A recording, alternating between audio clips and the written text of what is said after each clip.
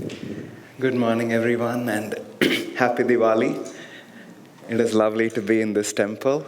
As many of you know, I was gone for just about a month. With almost 20 pilgrims from here in Palo Alto, we were traveling in India. We were traveling for about 3 weeks. I was gone a little more than that. And I'm looking in the audience, and I see many faces that were with us just 3 days ago in India.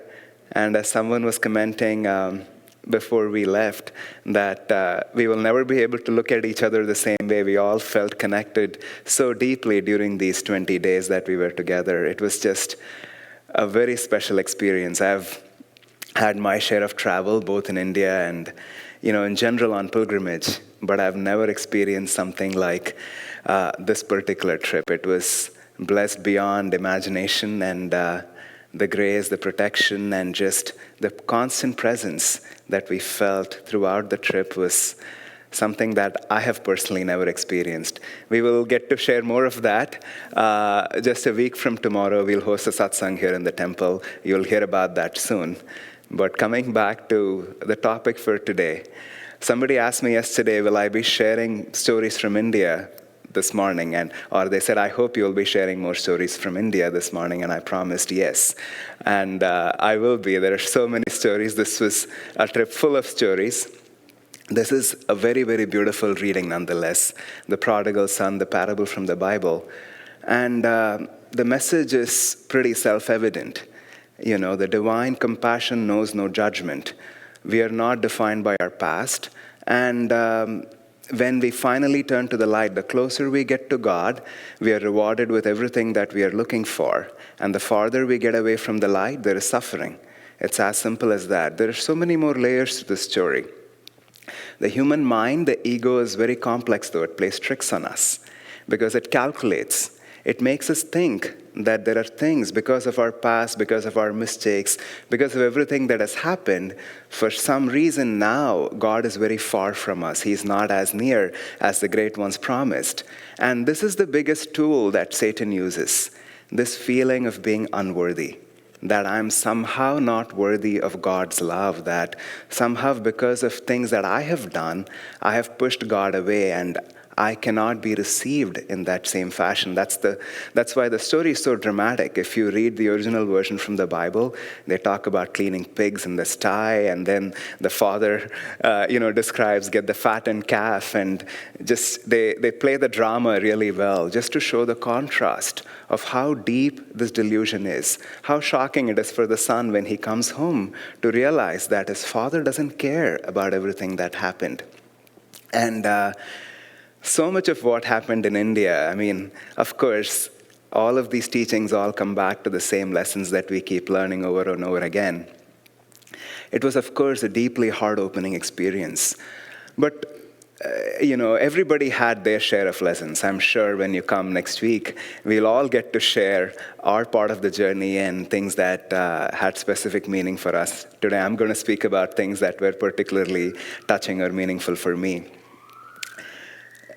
It was pretty obvious as we were traveling. First of all, when you go on pilgrimage like that, there's the power that comes just by traveling in group, by satsang, and then there is so much power in all of these holy sites. But underneath all of that, even the fact that we have put aside a certain part of our life, we have now intentionally set aside this time to go deep, to get closer to God and these great gurus in whose name we were traveling, that itself had so much power. And very soon, as soon as I landed, and I'm sure this is true for most others too, all the complexity of the life that we hold on to here just tends to fall apart. It just falls away. It's no longer has that same kind of hold on you. And as I was traveling more and more, just this sheer simplicity of people's faith, of their love for God, it is one of those beautiful gifts that India offers. The last few days of our time we spent in Vrindavan, And Vrindavan is a very small town in the northern part of India, about 3 hours from Delhi. And it is associated with Krishna. It's the land where Krishna grew up. And it's considered very, very sacred. It is pretty rural, it's impoverished. And the reason we were there was not necessarily pilgrimage in the traditional sense, because there are hundreds of temples in Vrindavan and they're all worth seeing. But the reason we were there, this came almost at the end of the trip. We were there to serve because Ananda has a charitable work in this tiny little city where we take care of about 3,200 destitute widows. Now, there's a whole story of why they ended up there. It's just a pretty interesting picture, almost sad at times, very poignant. And all these widow mothers, as they are called, hundreds of them everywhere, and there are care homes where they reside, and Ananda has staff that cares for them. And also, we care for a lot of widows who reside by themselves, but we provide food, we provide for all their medical needs. And one of these mornings, as part of the trip that we were doing, we split into many small groups, and we went for site visits with different staff members from the trust, the Yogananda Trust, that's what it's called. And one of the staff members took a group of us, a very small group of us, and we were going to visit some of these widow mothers. So they live by themselves, and it's really, really hard to overstate the kind of poverty and how graphic it can get. I won't get into all the details, but you can just imagine anything you've seen in the movies, it's worse than that. And it's just the lack of hygiene, the lack of just basic amenities. It's pretty stark. It's not something that even people in Delhi or Mumbai have any idea about. So we were traveling, and we were walking through these small little lanes, and then we came across this thatched hut, and they said, we have a mother here, let's go help her. We just go visit these mothers, help them with their daily chores, clean their homes, because they're all women in their late 70s or 80s. They cannot really do all these tasks themselves. So the 4 or 5 of us who were traveling in a group with this particular staff member, we entered the home. It was this thatched hut. The doorway was about 3.5, 4 feet, so you had to really, really crawl into that space. And the space was very tiny. As soon as we entered the hut, it was her kitchen. And it was so bare. That's what was so touching for me. This lady, of course, was just phenomenally joyful. I couldn't even tell why she was so happy. She was just happy that we were there. And because that was the day, the staff had also distributed vegetables, and she had received cauliflower, which was apparently a delicacy. And so she was going to make a big meal that day, and we just entered her home as she was in the middle of her cooking process. And then we sort of toured around, we helped clean a little bit, we dusted, and there was just a small space, which was her kitchen, and there was this other space under a shelter where there was, a kind of a bed where she slept. I was sort of looking around to see where is all of her stuff, and there wasn't much there. Even her kitchen was so bare. She had this small little burner on a gas cylinder like this. The gas cylinder was this tiny, and she was cooking there. And, as it happens, and as it's always my karma, I entered her kitchen. I asked her, can I help you cook your meal? And she was so happy, and I sat right next to her, and I started cooking. And she started chopping the vegetables. She started giving me. And the widow mothers, they're all from Bengal. That's the part of India they're from. I speak Hindi, but Bengali is not a language that I'm fluent in, and she was speaking in Bengali, so there was somebody who was trying to translate. So I started cooking, and she started giving me very specific instructions. And, I could get in tune with her to exactly do it the way that she wanted. It was a feast. In her mind, it was a really big meal. First, we cooked rice, we cooked a curry, and then there was a stir fry, and all of this is caught on video. It is just so charming to watch. I was just watching it yesterday as I was going through my phone. And what was so dear to me was she was making this meal for Krishna. In this part of Vrindavan, Krishna is called Thakur. They say the Lord. So she was making this meal for Thakur, and because she had received all this produce, and now she was going to prepare this elaborate meal for Krishna and serve him. And I couldn't help but think that even if we had not come, this happy little lady who was probably in her 80s, she had no teeth left, and she was just so frail, and she was so hunched. She almost didn't even she could just walk into her door, and she was making this feast for Krishna. And at one point, I realized why she was being so particular with all of her instructions, because there were all these rules of how food needed to be made for Krishna. And she kept telling me, don't touch it, don't touch it. I was like, how can I cook without touching? She said, don't touch anything with your left hand. And there's this hot wok. I'm trying to do a stir fry. And I'm trying to figure out, how can I do this without touching anything with my left hand? And it was so sweet. And, in that simplicity of that hut, it was almost, this thought was inescapable. How sweet her devotion was, how simple her faith was. I couldn't help but think, as our lives become complex, as I stepped out of that hut and I was thinking about that sweet little exchange we had with her and my time with her, and then I was answering emails. I was at the Delhi airport. I was looking at all these videos, waiting for my flight. And then I was just planning my week, and then I was getting back to emails and, all the other things that keep us so busy. And I was thinking of how simple life itself can be when it reduces to the bare minimum. And that was one of the biggest lessons for me throughout the trip. But it all came back to me yesterday as I was thinking about this reading also, of what really creates the delusion, what really creates the sense of separation. For lack of a better word, the only thing that came to me was stuff.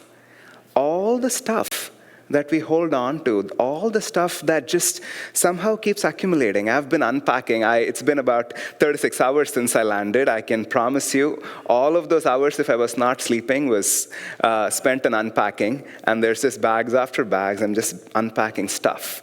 And it was so overwhelming. It was so overwhelming just to look at each thing. And now I have to make space for this in my apartment, as if there are empty shelves and closets waiting to be filled. And I just couldn't stop thinking about this frail little widow mother cooking her meal for Krishna with just the bare minimum of things. And the meal was, it turned out to be quite delicious. We didn't eat it because we had to move on, and she was quite shocked that we were going to help her make all of this meal and walk away without eating it. But we had to. But it was just so sweet. And those few days in Vrindavan, that was very special for me. I'll perhaps share a few other stories too. But I'll share one more thing. That same day, a few months ago when I was talking to the director of the trust, she was not going to be present when I was going to be there. And the staff, there are about 85 staff members in the trust who serve these widows, and many of them are actually now embracing this spiritual path. There are some Kriyabans, I think there are only 3 or 4, but now there are about 23 that are somewhere taking lessons in order to learn Kriya Yoga, which is the meditation technique that Yogananda taught. So she asked me, would you do a satsang for them? And I said yes. And as I said yes, I was talking to her over the phone. This was a few months ago. Do you mean in Hindi? And she said, of course. And I thought to myself, I can converse in Hindi. It's not, I've always spoken it. And, I can bargain in the bazaars in Hindi, and I can talk to the auto rickshaws and the bus drivers. That's not hard for me. But I had never considered ever expressing all of this that happens here. All of these words that come out of my mouth, to be able to speak like that in Hindi was a thought that never crossed my mind. And even, first of all, there are so many great teachers in India, in Ananda, and all of them are fluent in Hindi. I was just, first of all, surprised that she would ask me, of all people. Anyway, I said yes. And then we were sitting for the satsang, about 20, 23 people, all of them deeply devoted to Master. And I was desperately praying for help. The first thought that came to my mind was, I first have to inform them that I have never done this in Hindi. I'm not that fluent in Hindi. And I told myself, if you get stuck at some point, just start talking in English. It doesn't matter, they will understand. They do understand a fair amount of English, but I didn't want it to get to that. I wanted to be able to speak if it would happen. And the first thought that came to me was just give them enough warning that this is the first time you're doing it. Maybe you'll make grammatical errors. You can't express yourself. But then I thought to myself, as I sat in meditation for a couple of minutes, don't say that. You don't need to say that. Just speak, and whatever is meant to come from you will come. And, it was a beautiful time. I opened that satsang. This is what I wanted to share. I looked, all of these people were disciples on this path. They considered Master their guru. So I asked a question to all of them just to sort of warm the crowd. We did a chant, and then I asked them, so what drew you to Yogananda? What got you interested in learning Kriya Yoga and this meditation? And this was a very social and interactive group. Sometimes you're in classroom settings where you have to, it's like pulling teeth to have anybody in the audience interact. This was not that kind of a group. They were all very chatty, very talkative. And then I asked this question, thinking now everybody is going to answer this question. That'll while away about 35 minutes of the time. But interestingly, one or two people answered. The others were just quiet. Nobody had an answer to that question. And then I pointed to one person and I said, because I had interacted with this person before, why didn't you say something? How were you drawn to Master? Why did you get interested in this? And then this person started answering. They thought they were answering the question, but they were just saying how much they loved Master, how much they loved Yogananda, and they just said they wake up in the morning, they have this picture in their apartment. It took me a few minutes to understand that as sensible and as deep as that question was to me, that was just a strange question for most of them. It was too philosophical. Even something as simple as what drew you to Yogananda, it took me a few minutes to understand that they did not think that way. These were a group of people that completely different contexts, have never interacted with devotees. Even in India, have a lot of devotee friends who are practicing this path. But this was a whole different kind of crowd, just from the real rural heartland, just, very little resources, very poor background. They did not grow up with English. They don't speak English. All they knew was they just loved Yogananda. They loved Guruji. They would say Guruji. And even the same question. And then at some point, I realized, if somebody asked you, when did you start loving your mother? When did you realize how great she was? Or it was almost like that. They were so in their heart in terms of their relationship with God, in terms of what Yogananda meant for them. And everybody shared a little bit, but it was all, I don't even have to explain. It was just pretty non-linear. And it was so beautiful. It was just so beautiful. It was so dear. One of the ladies, she was a staff, and I had earlier, part of the site visit, I'd visited her home, just a tiny little shack, one little room.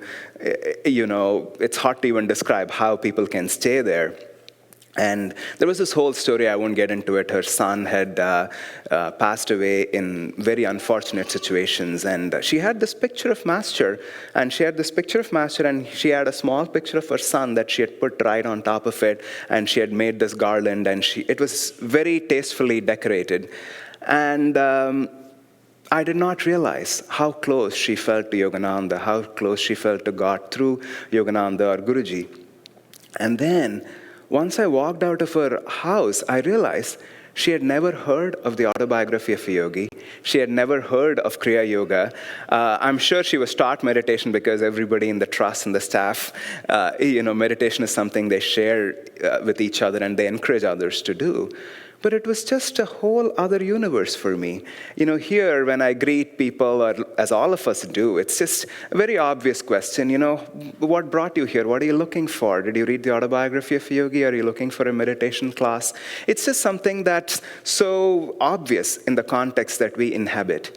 And then to be placed in that situation where things were so simple that there wasn't an explanation needed for so many things in life. Somehow your relationship with God and your relationship with your guru was just as simple as it was, as simple as life itself is, that all these other preoccupations, these explanations, all the philosophies, the Indian culture is very philosophical too, but not Vrindavan. This was a whole other experience. All of this was somehow not as relevant, not as important. In fact, they create that distance. In the strange way, all these ideas create a sense of distance between where I'm standing and whether I feel close to God.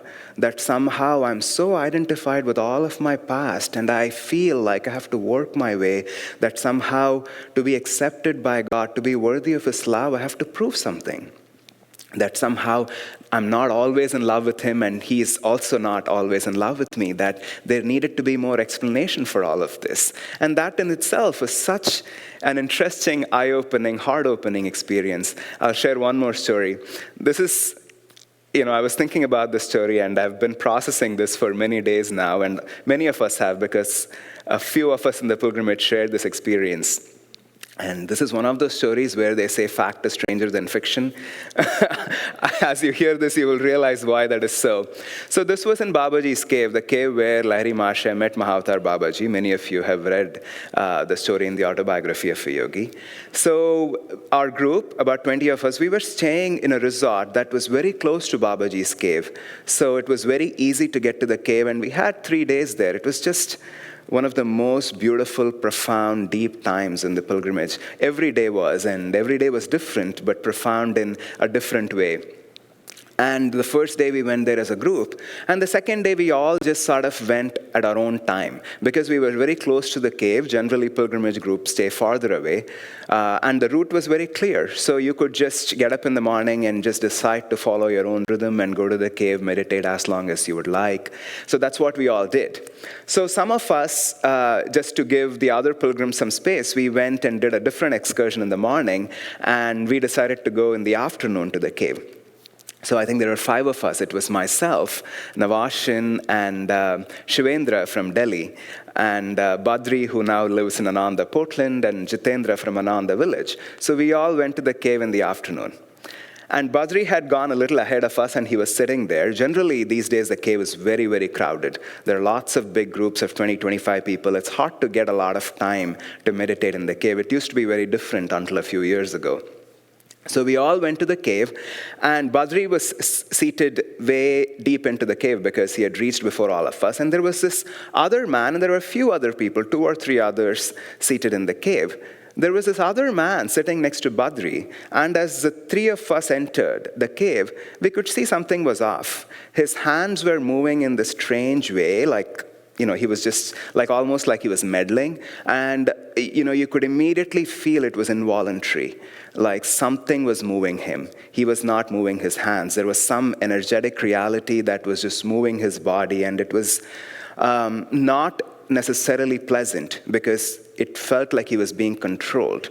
And, we were there to meditate, and this was our 1 hour. The cave was going to close at 3:30. We didn't care. We all found a spot. We nudged into the cave, and we were sitting there and meditating.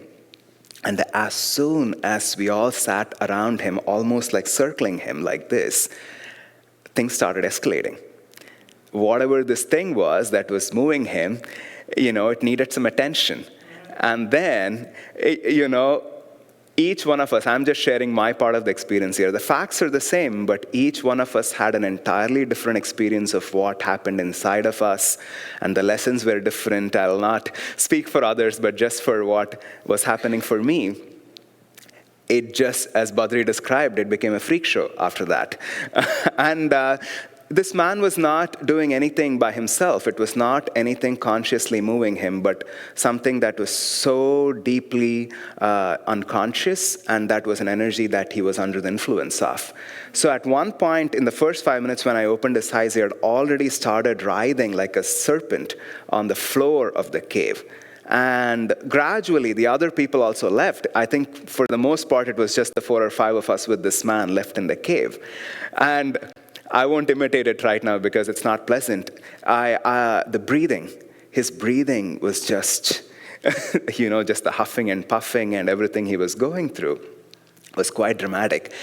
And now, to come back to what was happening within me, I was watching all of this. All of us were. It was impossible to ignore. This was now the experience that Babaji was giving all of us, and why not? And we were sitting there, and the first experience that came to me was I could feel this energy moving around in the cave with all of us, and I could feel it was demanding attention. And the first instinct I had was stay in your spine, don't open your eyes.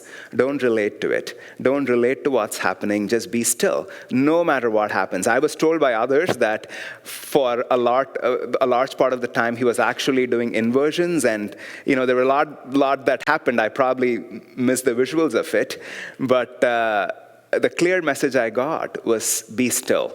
Do not relate, because this is asking for attention. This is asking for your energy, and you're not meant to give it right now.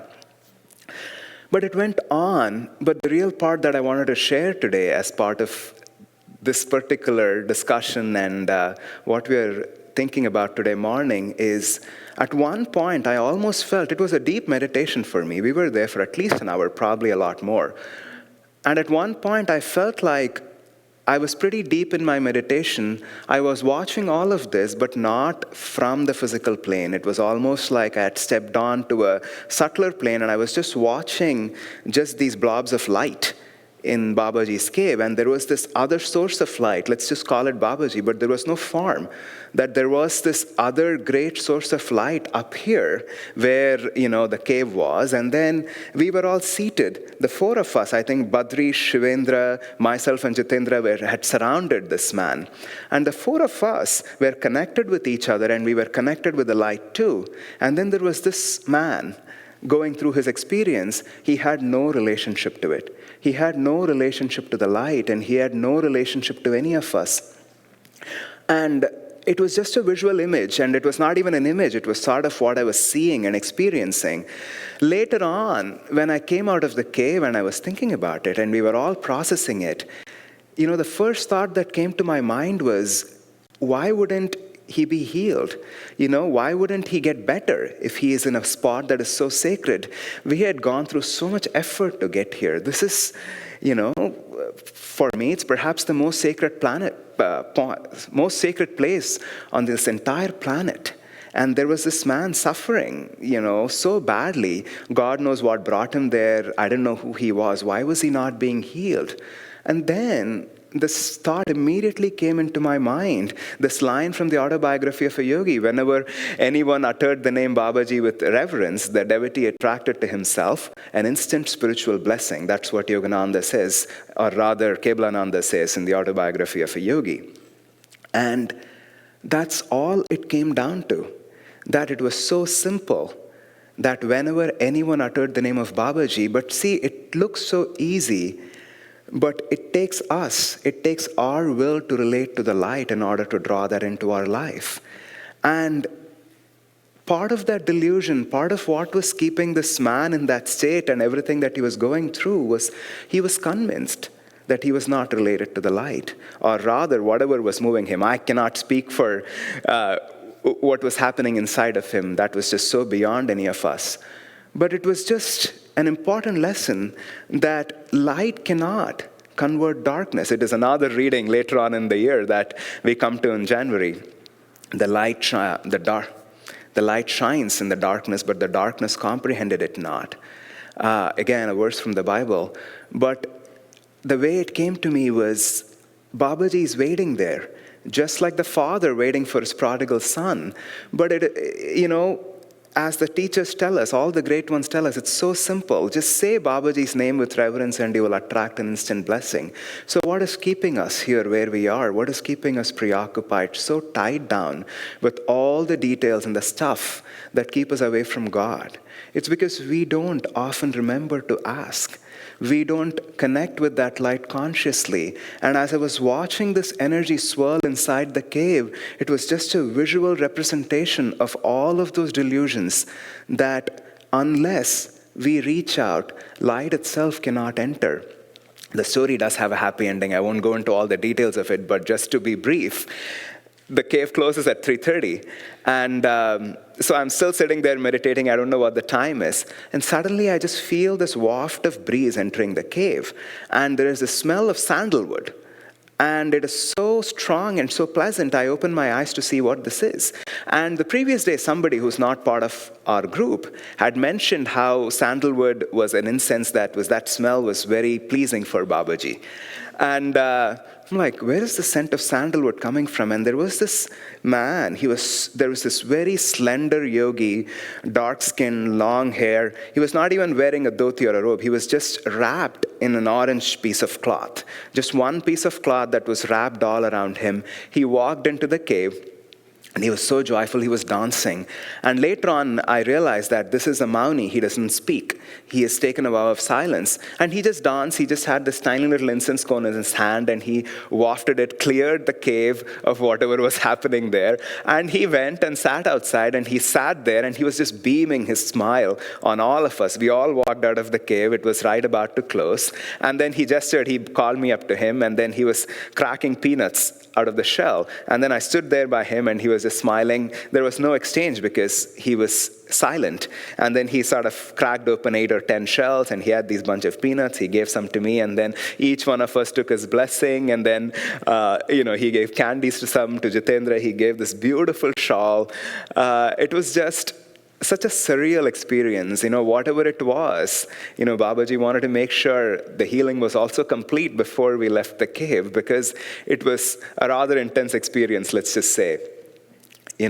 I can go on, but it is sometimes so shocking or so rather fascinating to think about how simple it can be to relate to God, and yet how complicated life gets to us.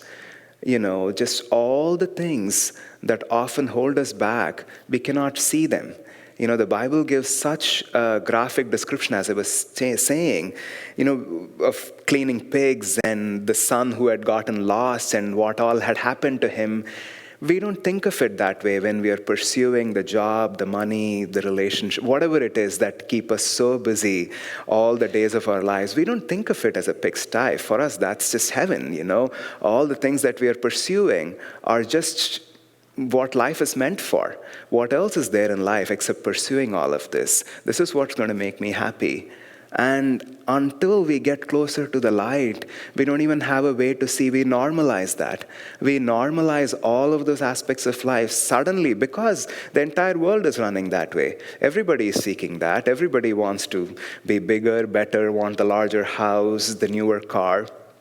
So all of this gets so grossly normalized that we don't realize that this is so stale compared to what our Heavenly Father is waiting to offer to us. That we forget that somehow there is this greatness, there is this perfection that is waiting for each one of us. And yet there is this weave of Maya that has surrounded our consciousness that makes us feel farther from God, that makes us feel unworthy. And then we are caught up in all these little details, cleaning the pigsty. That's really what we keep our lives busy with. We are cleaning the pigsty. And you see that tiny little widow making, her lunch for Krishna was so simple, so innocent, but also so easy. Life itself then boils down to the bare minimum. And the bare minimum is not just eating, surviving, sleeping. The bare minimum is devotion to God. The bare minimum is how can I commit myself to a higher reality? How can I move closer to the light? Because everything else comes from there. God bless you.